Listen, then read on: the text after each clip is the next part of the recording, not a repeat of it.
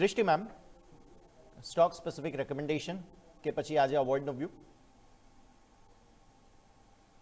આજે એમ જનરલી તો માર્કેટમાં બહુ કોઈ મોમેન્ટમ નથી દેખાઈ રહ્યો.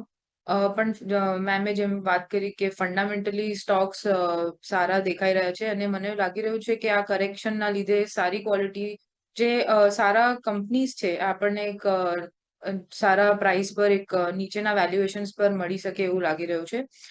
મને આજે જે સ્ટોક સારો લાગે છે એ રિન્યુએબલ એનર્જી સેક્ટરનો સ્ટોક છે. ક્રૂડ પ્રાઇસીસ જે વધ્યા છે એના લીધે રિન્યુએબલ સ્પેસમાં એક આપણે રાઇઝ જોઈ રહ્યા છે અને ઓલ્ટરનેટિવ જે એનર્જીના સોર્સિસ છે એની ડિમાન્ડ વધતી દેખાઈ રહી છે. એના માટે એક્મે સોલર હોલ્ડિંગ્સનો સ્ટોક છે જે મને સારો લાગી રહ્યો છે. ટેકનિકલી એક રેઝિસ્ટન્સ આમાં હજી પણ દેખાઈ રહ્યો છે, પણ લોંગ ટર્મ બેસિસ પર આપણે જોવા જઈએ તો 20 ડે અને 50 ડે ના બી મૂવિંગ એવરેજીસના ક્રોસઓવર આજે આપણે જોઈ શકીએ છીએ. માર્કેટ આજે પડ્યું છે પણ એક સ્ટ્રોંગ આમાં બી એક રાઇઝ સ્ટોકમાં આજે પણ દેખાઈ રહ્યો છે. જે રેઝિસ્ટન્સ ઝોન મને બની રહ્યો હોય એ દેખાય છે 262 ના લેવલ્સ પર. મારી સલાહ રહેશે કે 262 નો લેવલ જો બ્રેક થાય તો આમાં એક બાઇંગ ઓપોર્ચ્યુનિટી આપણે એક medium two long term duration માટે રાખી શકીએ. અને એના ટાર્ગેટ્સ 290 ટુ 300 ના રહેશે. સ્ટોપ લોસ 262 નો ખાસ આપણે આમાં રાખીશું.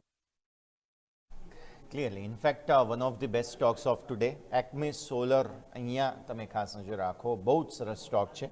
260 પર અત્યારે ચાલે છે. આજે દિવસભર લીલા નિશાનમાં 262 આસપાસ જે છે તે તમે અહીંયાથી ખાસ ધ્યાન પર રાખો અને 292ના જે છે તે ખાસ ટાર્ગેટ્સ તમને અહીંયાથી ખાસ બનતા જોવા મળશે. એટલે ઉછાળે ખરીદવા પર ફોકસ તમારે અહીંયાથી ખાસ કરવાનું રહેશે. સૃષ્ટિ મેમ, સ્ટોપ લોસ 262 છે કે રિવાઇઝ કરીએ?